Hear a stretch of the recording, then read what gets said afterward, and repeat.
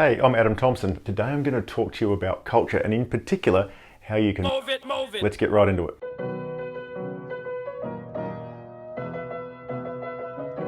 I'm going to combine the work of Macdonald, Burke and Stewart called Systems Leadership with the work of Frei and Morriss in their book Unleashed to talk about my way of putting in place the things that will move your culture. Quick definition of culture that I think is quite practical. The shared understanding about the way you need to act in order to fit in around here. Culture is the wind. You can't actually see the wind. All you can see is the effects of the wind, but we know that wind is real and we know that it's going to be there making a difference. And as Frei and Morriss describe, culture is one of the ways that you lead when you are not in the room.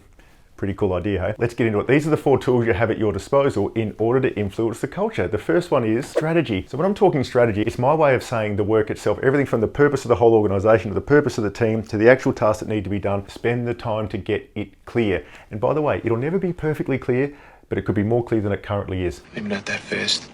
Pretty fast, okay? I'm going to talk about now the structure. The main thing we need to make sure we're doing in structure is we're talking about how we connect roles. If we haven't explained how this role clicks together with this role, how they relate to each other and what the purpose of them is, then we're setting up a situation where people are going to naturally end up in blues with each other simply because they both want to be useful. The structure causes the context in which people work, which affects how they behave. So when we're talking about the structure, it needs to be clear what the purpose of each role is in one sentence without using the word and then we need to explain how this role fits with other roles. What can this role ask this role to do, not do? What happens if they don't agree? You don't have to clarify all the roles at once.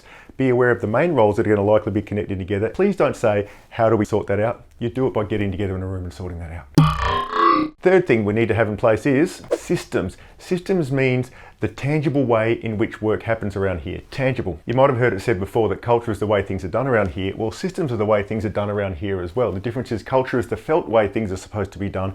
Systems are the way in which things are supposed to be done. And systems can be formal or informal, but if there's a consistent way that everyone knows how to go about doing things, then that's what we call a system. And the system is going to influence the way people act and what they think about things. For example, we want a culture where people can get on and be creative and do what they need to do, but if it's really hard for them to order a new whiteboard eraser, that's not exactly presenting a system that says we really want you to go about doing things that are creative. Think about the people who have to fill in forms to get something done like that. You apparently didn't put one of the new cover sheets on your TPS report. You might have efficiency in terms of expenses, but you're trading that off against a culture that you're looking for. And if you have to, start small. Just get something obvious that's easy to get up and running better.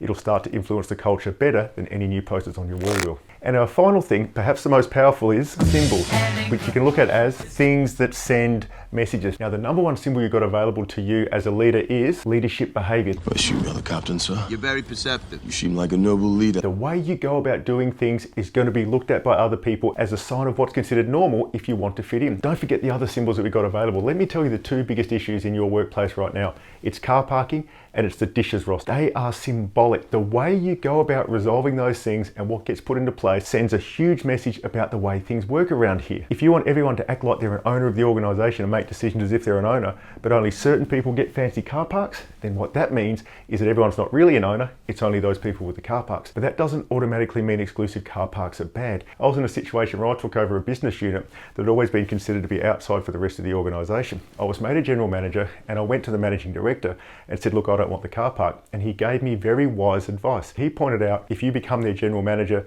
and they see that their general manager doesn't have a car park, they'll never feel quite like they're really a part of the organization.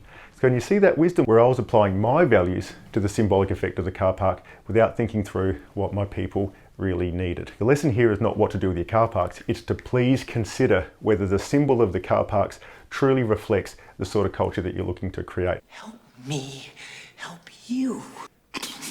And the other one I want to point out is the fancy coffee.